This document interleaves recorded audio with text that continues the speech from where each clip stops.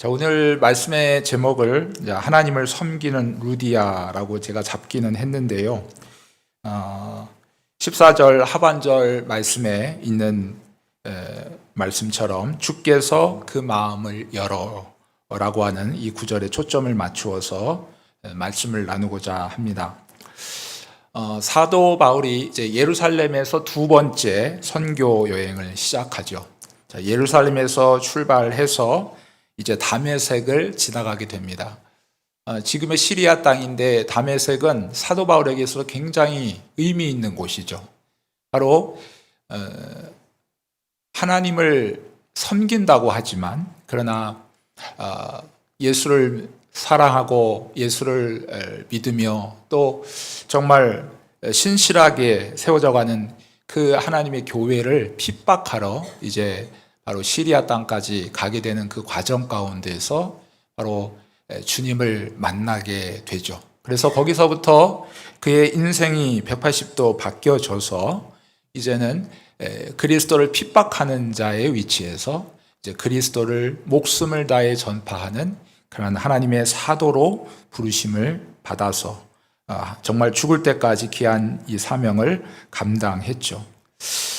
두 번째 선교 여행 기간 동안에 이 다메섹을 지나면서 사도 바울에게는 어떤 생각이 들었을까요? 아마 굉장한 많은 생각들이 지나갔을 것입니다. 이 다메섹을 지나서 이제 수리아 안디옥에 머물다가 바로 소아시아 지역, 지금의 이제 튀르키예 지역이죠. 튀르키예 지역으로 이동을 하게 됩니다. 사도행전 16장에 보게 되면 이 사도 바울의 제2차 선교 여행 여정을 설명하고 있습니다. 6절부터 있는 말씀을 보게 되면 성령님께서 소아시아의 지역에 말씀 전하는 것을 막으셨다. 이제 그렇게 표현을 하고 있습니다. 처음에 성령께서 이렇게 막으셨는데 사도 바울은 그것을 이렇게 확실하게 깨닫지 못했던 것 같아요. 그래서 다른 지역으로 이동을 했죠. 오히려 더 안쪽 튀르키예의 북쪽 지역이라고 할 수 있는 그 비두니아 쪽으로 이제 이동을 하려고 했습니다. 그럴 때 역시 성령님께서 이 소아시아 자체에 가는 것을 허락하지 않으셨다. 이제 7절 말씀에 그렇게 기록을 하고 있죠. 그래서 할 수 없이 이제 바울과 실라는 바로 반대 방향, 바로 유럽 쪽으로 향하는 배를 타기 위해서 이 무시아를 지나서 드로아라고 하는 그런 항구로 내려가게 됩니다. 자, 그곳에서 바울은 환상을 보게 되죠. 바로 마게도니아 사람들이 서서 바로 건너와서 우리를 도와달라라고 하는 이러한 환상을 보게 됩니다. 격가지와 같은 말씀이겠습니다만 신약 성경이 이제 완성되기 전까지 하나님께서 때로 이제 선지자들과 그리고 사도들과 그리고 제자들에게 또 많은 하나님의 일꾼들에게 꿈과 환상을 통해서 말씀을 하시기도 하셨죠. 오늘 본문이 그러합니다. 사도 바울에게 환상을 통해서 바로 마게도냐 사람이 우리에게 건너와서 우리를 도와달라라는 그러한 환상을 보게 되죠. 그럼으로써 이제 그는 이것이 바로 유럽 쪽으로 가는 것이 바로 하나님의 뜻이다라고 하는 것을 깨닫게 되는 것입니다.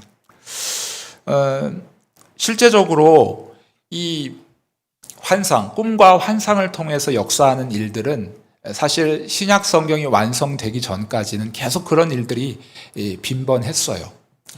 그래서 요즘에 어떤 사람들도 성경의 꿈과 환상을 통해서 하나님의 뜻을 깨닫고 알게 된다라는 이 성경에 나와 있는 이런 내용들을 얘기하면서 지금도 꿈과 환상을 굉장히 중요하게 여기는 사람들이 있다 하는 것입니다. 그러나 저희들이 확실하게 알아야 되는 것은 이것은 성경이 완성되기 전까지는 꿈과 환상을 통해서 하나님께서 일을 하셨으나 이제 성경 66권을 완성되어진 이후에는 꿈과 환상이 아닌 오직 하나님의 말씀을 통해서만 우리에게 말씀하신다. 이게 하나님의 어떤 전능성에 대한 그런 제한적인 부분이 아니라요. 하나님은 그렇게 하시기로 약속을 하신 거죠.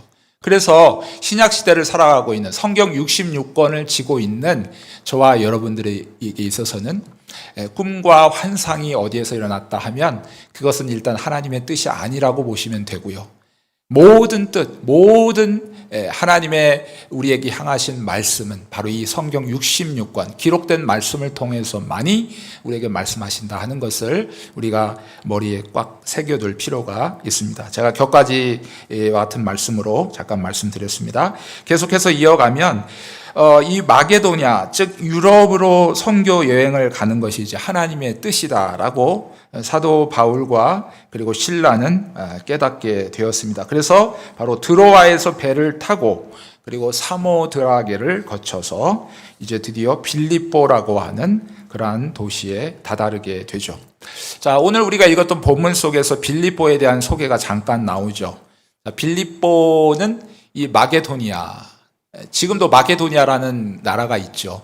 그러니까 유럽으로 향하는 첫 관문인데 이 마게도니아 지방의 첫 성이다. 그렇게 표현을 하고 있습니다. 이것은 지리적인 입장에서 첫 번째 성이다. 뭐 그런 표시도 있겠지만 더 깊은 의미로는 마게도냐 지방에서는 첫째 가는 도시다. 그렇게 여러분의 성경에 각 주에 보게 되면 나와 있습니다. 자, 사도 바울 일행은 빌립보에서 수일을 지내다가 안식일을 맞아서 강가로 내려가게 됩니다. 자, 강가로 왜 내려갔을까요? 자, 사도 바울이 어느 도시에 가든 항상 찾아다녔던 것이 바로 회당이죠, 회당. 회당에 가면 이제 거기에서 하나님의 말씀을 읽고 또 찬양도 하고 예배할 수 있는 그러한 공간인 것이죠.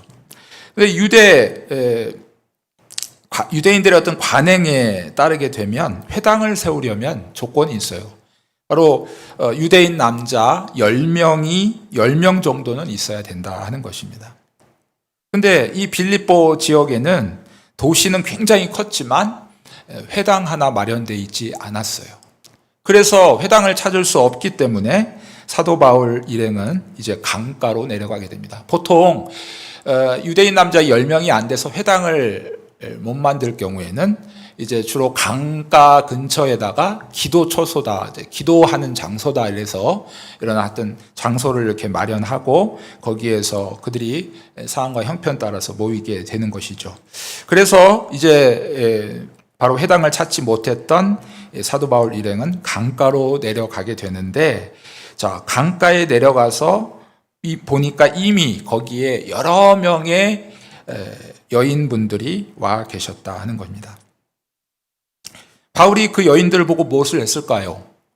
이제 사람을 만나는 곳에 또 때를 얻든지 못 얻든지 그는 이때다 싶어가지고 하나님의 복음의 말씀을 전하게 되었죠. 자, 그럴 때에 오늘 본문 14절 말씀 우리 다시 한번 우리 읽으셨지만 14절 말씀을 함께 다시 한번 읽도록 하겠습니다. 시작. 두아디라 시에 있는 자색 옷감 장사로서 하나님을 섬기는 루디아라 하는 한 여자가 말을 듣고 있을 때 주께서 그 마음을 열어 바울의 말을 따르게 하신지라. 아멘. 자, 오늘 14절 말씀에 두아디아 시에 있는 자색 옷감 장사 이렇게 표현을 하고 있는데 한 여인을 소개하고 있죠.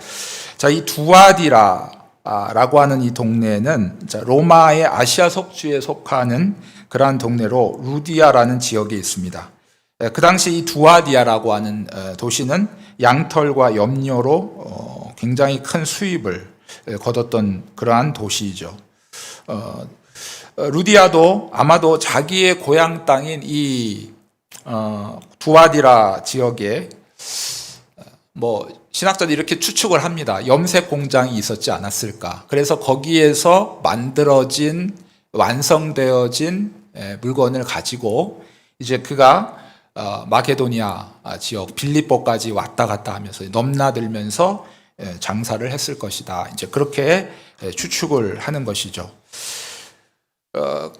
그렇게 하다 보니까 이제 빌립보에 와서 장사를 하려고 하다 보니까 하루 이틀 머무는 것이 아니죠. 거기서 어떤 때로는 수년 동안 머물러야 되는 그러한 상황이 되어졌기 때문에 그래서 거기서는 아예 자기들이 거처할 집을 마련하게 됐는데 그저 자그마한 공간이 아니고 많은 사람들을 수용할 수 있는 그러한 넓은 집을 가지고 있었다라고 그렇게 생각을 합니다.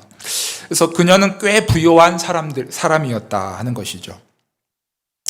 자, 그리고 이제 바로 하나님을 섬기는 사람 루디아라고 이렇게 이제 소개를 하고 있는데 이 루디아라고 하는 이 이름이 실제적으로 그녀의 이름이 아니다라고 많은 성경학자들이 그렇게 추측합니다. 자, 루디아라고 하는 뜻은 생산이라고 하는 뜻을 갖고 있어요. 그래서 로마의 아시아 속주에 속해 있는 지역 이름이기도 합니다. 그래서 빌립보에서는 그녀가 루디아 출신이기 때문에 그냥 루디아다 이렇게 부른 것이죠. 그 출신 지역 이름을 바로 그대로 불렀을 것이다. 이제 그렇게 추측을 하는 겁니다. 우리나라에도 그런 게 있었죠.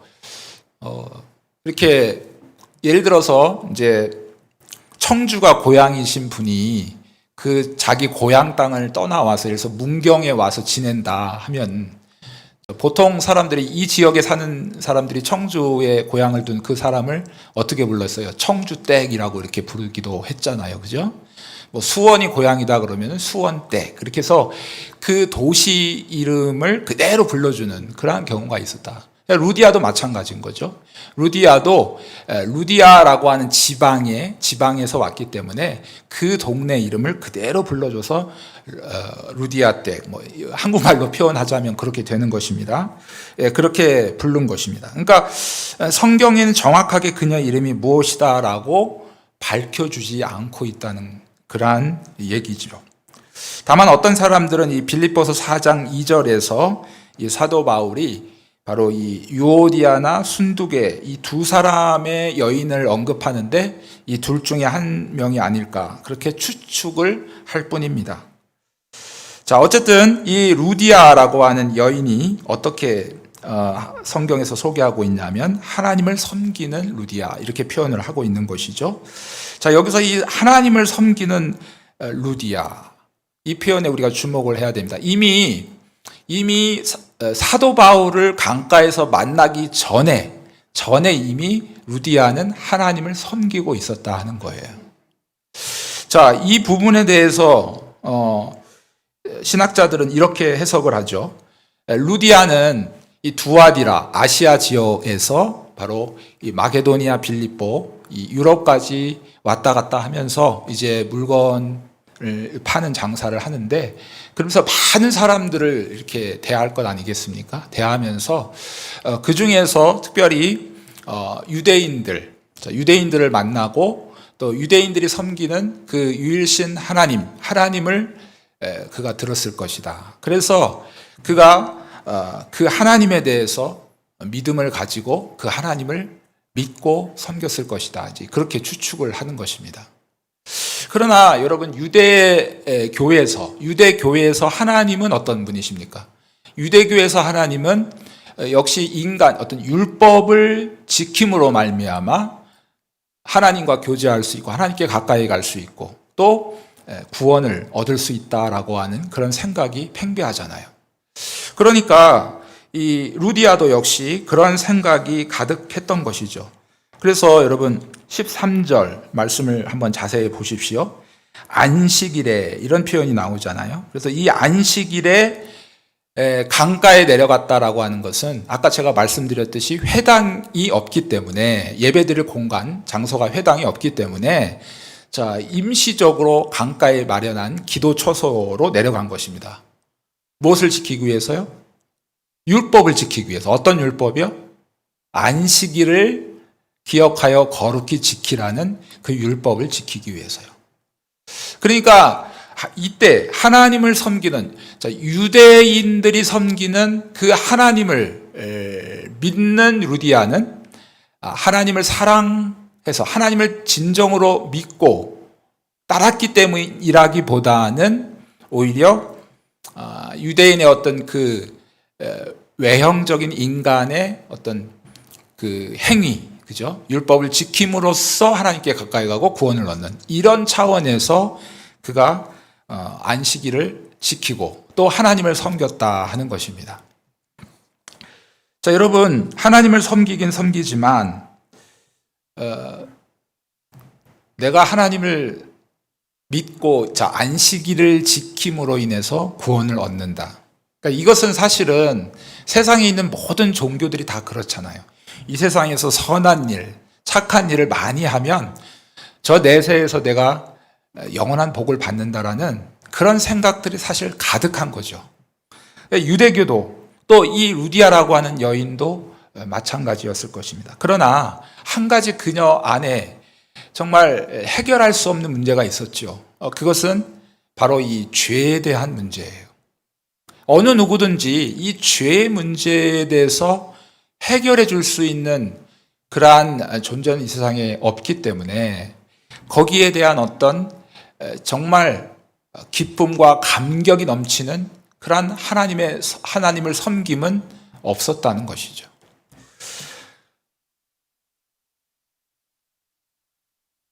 그런데 이제 하나님의 섭리 가운데서 정말 이 안식일에 바로 루디아는 강가에 내려왔고 또 하나님께서 이 소아시아로 가려고 했던 바울에게 환상을 통해서 감동을 주시고 결국에는 이 빌립보 지방까지 올 수 있도록 하나님의 그 섭리하시는 은혜 가운데 이 두 사람이 만나게 된 거예요. 그래서 여기서 만나서 바울이 아까 뭐라고 그랬습니까? 그 여인들을 만났을 때 이때다 싶어가지고 복음을 전한 거죠.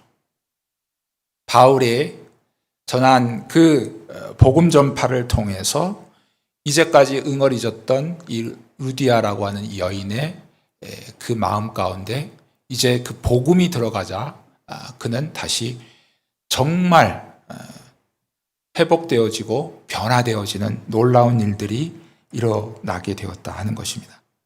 자, 오늘 14절 하반절 제가 초점을 맞춰서 말씀을 전해드리겠다 한 바로 주께서 그 마음을 열어라고 하는 이 부분입니다. 여러분, 이 세상에 똑똑한 사람 참 많이 있죠. 이 세상에 정말 아마도 자기 뜻대로 내 마음대로 신이 어디 있어 이렇게 생각하는 사람들 있지만 신을 찾아서 끊임없이 일평생을 헤매는 사람들도 있어요. 또 심지어는 교회 안에 이렇게 와 있지만 똑같이 앉아서 말씀을 듣지만 어떤 사람은 그것을 복음의 말씀으로 듣기도 하고 어떤 사람은 그것을 종교적인 어떤 습관으로 그냥 지나가기도 한다는 것이죠. 무슨 차이가 있습니까?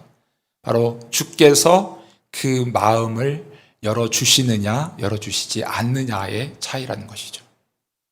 주께서 그 마음을 열어주시지 않으면 아무리 똑똑해도 여러분 신학자 가운데서도 예수님을 믿지 않는 사람들이 있다는 거 아시죠? 신학을 공부하는데 성경을 공부하는데 하나님의 존재를 믿지 않아요. 천국과 지옥의 존재를 믿지 않아요. 이걸 어떻게 설명합니까? 사람의 상식으로는 이해될 수 없는 부분이죠.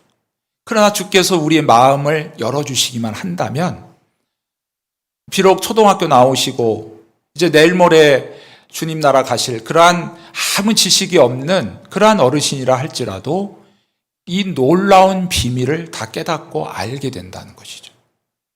그래서 성경은 미스테리라고 얘기하지 않습니까?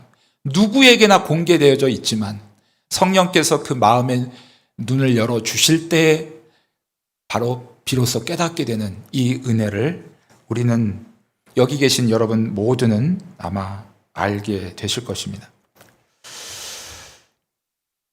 주께서 성령께서 그 마음을 드디어 열어보게 하실 때 바로 이 루디아는 진리를 찾게 되고 그리고 참된 자기가 섬겨야 될 하나님을 다시 발견하게 되는 은혜가 임하게 되어졌습니다. 마음의 문을 열었다는 거예요. 마음이라고 하는 것은 우리 인격의 아주 굉장히 중요한 부분 아니겠어요? 이 마음으로부터 우리의 모든 인격을 다스리는 그런 중심 포인트이기 때문에 이 마음을 열어서 바로 그 주님을 보게 하셨다 하는 이 사실에 우리가 그것을 놓치지 말아야 된다 하는 사실입니다. 오늘 본문 15절 말씀을 보니까 루디아는 자신뿐 아니라 바로 집에 있는 모든 사람들을 다 세례를 받게 하고 그리고 하나님의 자녀가 되어졌다라고 그렇게 기록합니다. 사도행전에 보게 되면 자신뿐만 아니라 바로 자신의 모든 가족들이 구원을 얻게 되는 이 놀라운 일들이 사도행전 16장 31절의 말씀처럼, 그죠? 주 예수를 믿으라 그러면 너와 내 집이 구원을 얻게 되는 이 놀라운 사건들이 정말 일어나게 되죠. 이 외에도 고넬료라고 하는 그 가정에도 이러한 일들이 일어나게 되죠. 자, 이 루디아의 가족을 포함해서 그의 종들까지도, 아마 종들도 있었을 거예요. 그 집에, 그죠? 그 집을 운영하고 또 모든 일을 관리하는 그 종들에 이르기까지, 또 어른으로부터 시작해서 어린아이에 이르기까지 모두 다 세례를 받고 바로 예수를 믿게 되었다는 사실입니다. 조금 다른 이야기이긴 합니다만 우리 여러 가지 교파가 있잖아요. 교파가 있는데 어떤 교단에서는 유아 세례를 인정하지 않습니다. 그러니까 유아 세례, 어린아이들이 어떻게 세례를 받는가, 어린아이들에게 어떻게 세례를 줄 수 있는가. 그들의 생각은 이런 거죠. 내 자신 스스로가 주님을 주로 고백하고 그리고 그 고백 위에 세례를 줄 수 있다라고 그렇게 생각하기 때문에, 그렇다면 어린아이들은 스스로가 믿음을 고백할 수 없잖아요. 그러니까 세례를 줄 수 없다라고 얘기를 하죠. 그러나 칼빈은 그렇게 얘기하지 않습니다. 그리고 성경에 지금 오늘 본문을 통해서 뿐만 아니라 온 가족이 구원을 얻고 세례를 받았다라는 이 의미에서 분명히 어른뿐만 아니라 어린아이들도 세례를 받았다라는 의미를 갖고 있는 건데, 바로 성경은 유아들에게 세례를 줄 수 있다라고 하는 것을 지지하고 있다는 그런 사실을 우리가 기억해야 되겠습니다. 그러니까 비록 아이들이 어려서 믿음을 스스로 고백하지 못하지만, 그러나 부모님과 어떤 하나님의 언약적인 관계 속에서 맺어진 그 언약이 바로 그 아이들에게 바로 영향을 미치고, 그래서 나중에 이제 그들이 성인이 돼서 만 14세가 되면 입교를 하겠죠. 입교를 통해서 이제 바로 교회의 어떤 성도로서의 온전한 의무와 그리고 권리를 갖게 되는 것입니다.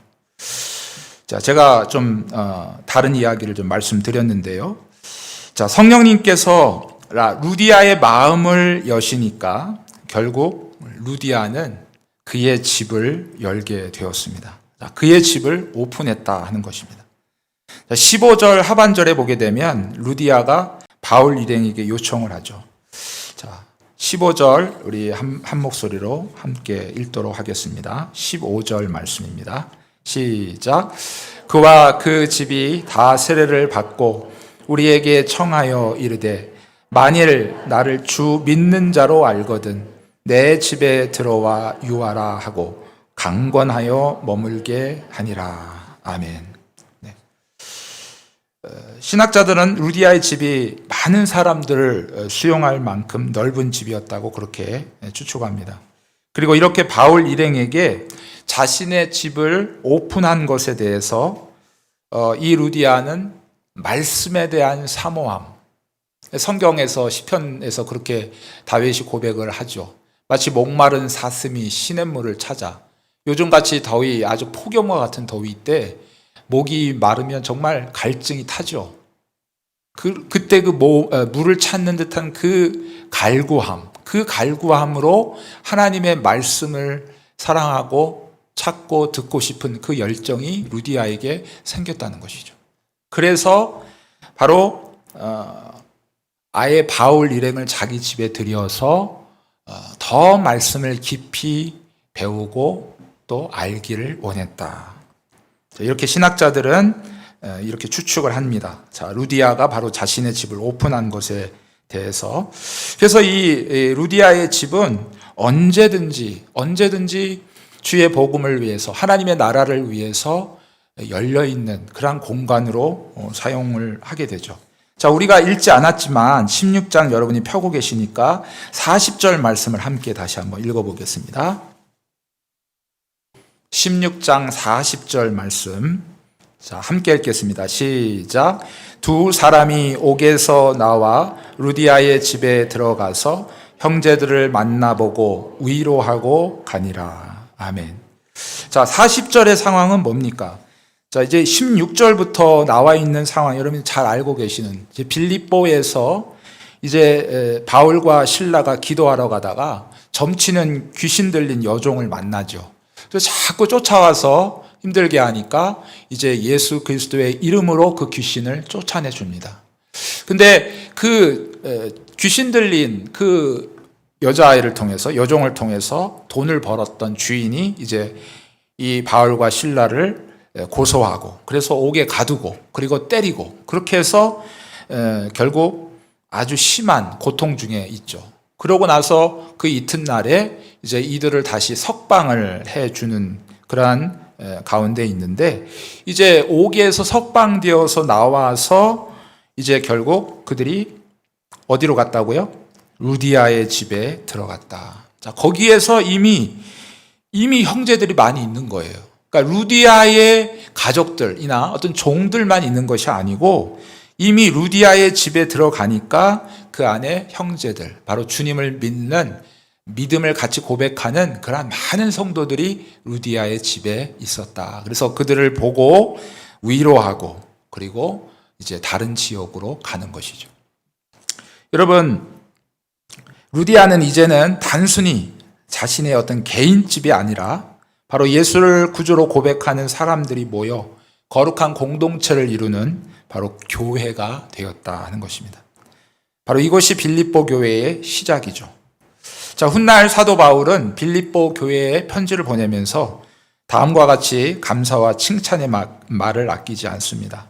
우리 빌립보서 4장 15절 말씀을 함께 찾아보도록 하겠습니다. 신약성경 322페이지입니다. 신약성경 322페이지, 빌립보서 4장 15절. 자, 찾으셨으면 한 목소리로 함께 읽겠습니다. 빌립보 사람들아, 너희도 알거니와 복음의 시초에 내가 마케도냐를 떠날 때에 주고받는 내 일에 참여한 교회가 너희 외에 아무도 없었느니라. 아멘. 빌립보서를 보게 되면 이 빌립보 교회에 대한 사도 바울의 감사하는 마음, 또 주를 향한 헌신이 가득하다는 마음, 정말, 그리고 빌립보 교회를 뿌듯이 여기고, 그리고 그 교회를 칭찬하는 그러한 말들이 가득합니다. 빌립보 교회는 비록 몸은 떨어져 있었으나, 사도 바울과 몸은 떨어져 있지만 온 마음을 다해 사도 바울과 함께 복음 사역을 감당하는 일에 동역을 했고, 바로 복음 전파와 하나님의 나라를 위해서 헌신했던 그러한 교회가 되었습니다. 빌립보 교회는 유럽의 최초의 교회, 그리고 루디아는 유럽 지역에서 최초의 바로 그리스도인이 되었다 하는 사실입니다. 오늘 헌신 예배를 드리는 제1, 2, 3 여전도의 회원 여러분, 또 사랑하는 우리 점천제일교회 모든 성도 여러분, 이름도 정확히 모르는 이 한 여인이 복음을 전하고 또 하나님의 나라를 이루어가는 거룩한 도구로 하나님께 쓰임받았다. 어떨 때요? 주님께서 그의 마음을 열어주실 때. 여러분, 우리들이 신앙생활을 하면서 우리들도 예수님을 만나기 전에 이 하나님을 섬기던 그 루디아, 유대교에서 만났던 그 하나님을 섬겼던 그 루디아의 모습과 같지는 않았습니까? 여러분, 우리가 신앙생활을 오래 하다 보면 타성해졌고, 그것이 더 오래 굳어지면 그냥 이것은 종교 생활에 지날 수도 있습니다. 정해진 시간에 와서 정해진 찬송을 하고 정해진 시간이 되면 끝나고 돌아가는 이런 일들이 계속해서 반복되는 것이죠. 그러나 그 마음에는 어떠한 기쁨도 없습니다. 어떠한 감격도 없어요. 어떠한 기대도 없어요. 그냥 몇십 년 동안 해왔기 때문에 그냥 몸이 젖어서 그냥 그 일 그대로 하는 것이죠. 이것이 어떻게 보면 주님을 만나기 이전에 하나님을 섬겼던 루디아의 모습이었다는 거예요. 여러분, 저와 여러분들도 그럴 수 있습니다. 우리가 신앙생활을 1년 하고 2년 하고 10년 하다 보면 어쩌면 우리는 바로 이 하나님께서 우리 마음을 만져주시는 일이 없으면 우리도 여전히 이 교회 안에 앉아 있지만 종교적인 신앙 생활에 끝날 수밖에 없다는 사실입니다. 우리 모두에게, 여러분 초신자에게 뿐만 아니라요, 우리 모두에게, 여러분이 신앙생활의 연역이 1년이든 10년이든 몇십 년이 되시든 여러분, 주님께서 내 마음을 열어주시는 이 일들이 계속해서 일어나야 됩니다. 그럴 때 우리 마음 가운데서 하나님께서 나에게 주신 은혜를 비로소 감사하게 되고 감격하게 되고, 그래서 어떤 일이 벌어져요? 하나님께서 루디아의 마음을 여시니까 뭐가 열립니까? 그가 가지고 있는 집을 오픈해 주었다는 사실이에요. 여러분, 물론 이 은혜가 없이도 얼마든지 할 수 있습니다. 하지만 주님을 만났던 이 루디아가 그 마음을 열어서, 그래서 자신의 모든 것을 내어놓고, 무엇을 위해 내어놓습니까? 복음 전파를 위해서, 하나님의 나라를 위해서. 이름 없는 이 한 여인의 그 헌신이 결국 거대한 빌립보 교회, 유럽을 복음화하는 첫 놀라운 일들을 행하게 되는 그러한 일들이 아름답게 쓰임 받았다 하는 사실입니다. 사랑하는 성도 여러분, 우리 123 여전도의 회원, 또 임원 되시는 분들, 회원 되시는 분들 다 대부분 다 직분을 갖고 계신 분이실 거예요. 그죠? 어떤 일이라도 맡고 계실 거예요. 하다못해 교회 일이 없으면 믿지 않은 내 가족 누구보다, 또 믿지 않은 내 지인 누구보다 내가 먼저 믿었기 때문에 그들에게 신앙적인 영향을 줄 수 있는 그러한 사람으로 또 우리를 세워주셨다는 거예요. 여러분, 우리에게 주신 이 하나님의 귀한 이 사명을 우리가 우리의 힘으로, 또 하나님께서 내 마음을 만져주시지 않고 그냥 종교적인 어떤 타성에 젖어서 하게 되면 내 자신이 괴롭게 되고 아무 열매도 없어요. 그러나 성령께서 우리 마음을 만져주시고 우리 마음을 열어주시게 될 때 비로소 내가 그 안에서 믿음의 큰 감격을 얻게 되고 우리 마음이 기뻐지게 되면 열매는 자동적으로 맺혀져 있게 되는 것입니다. 아무리 우리가 열매를 맺히려고 해도 이 은혜가 없이는, 주께서 우리를 만져주시는 은혜가 없이는 불가능합니다. 그래서 우리는 서로가 서로를 위해서 이렇게 기도해야 됩니다. 주님께서 내 마음의 문을 열어주시도록. 딱딱하고 굳어버린 내 심령, 종교적으로 변해버린 내 심령이 이제 다시 처음 믿을 때의 그 따뜻하고 정말 열렬했던 그 마음을 다시 회복되어져서 정말 주님을 뜨겁게 사랑하는 마음으로 한 영혼을 사랑하고 또 그에게 정말 내가 할 수 있는 모든 최선의 섬김을 함으로 말미암아 그것을 통해서 하나님은 놀라운 변화를 일으키신다는 거예요. 한 영혼을 주님께 돌아오게 되고 그 가정이 모두 다 주님께 돌아오게 되고 한 도시가 주님 앞에 돌아오게 되는 이 놀라운 일들이 오늘 우리가 살아가는 이 시대에도 하나님께서는 이루시기를 원하고 계십니다. 사랑하는 우리 모든 하나님의 성도들, 이 마음을 다시 한번 회복되기를 위해서 서로 기도했으면 좋겠습니다. 그리고 하나님께서 우리에게 작은 일이라도 맡겨주신 그것을 우리 마음이 열려지고 하나님께서 우리를 만져주실 때에 그것을 우리가 충성되게 감당할 수 있게 되는 것이고 열매를 맺혀드리게 되는 것이고, 그리고 어떤 일이 벌어집니까? 하나님께서 우리에게 상급을 주시겠다. 사실 모든 것이 하나님의 은혜죠. 하나님께서 우리를 만져주셨기 때문에 그 일들이 시작이 된 것입니다. 그럼에도 불구하고 하나님은 우리에게 잘했다 칭찬하시며 하나님께서 영원히 기억하시고 상급 허락하신다는 것을 기억하시면서 우리가 주님 오시는 그날까지 우리 모든 123 여전도회 회원들 뿐만 아니라 이 자리에 앉아 계신 모든 우리 주의 성도들 이 마음을 가지고 주님을 섬기시고 또한 그의 나라와 그 의를 위하여 복음 전파를 위해 힘을 다하시는 저와 여러분 모두가 되시기를 주님의 이름으로 축복합니다.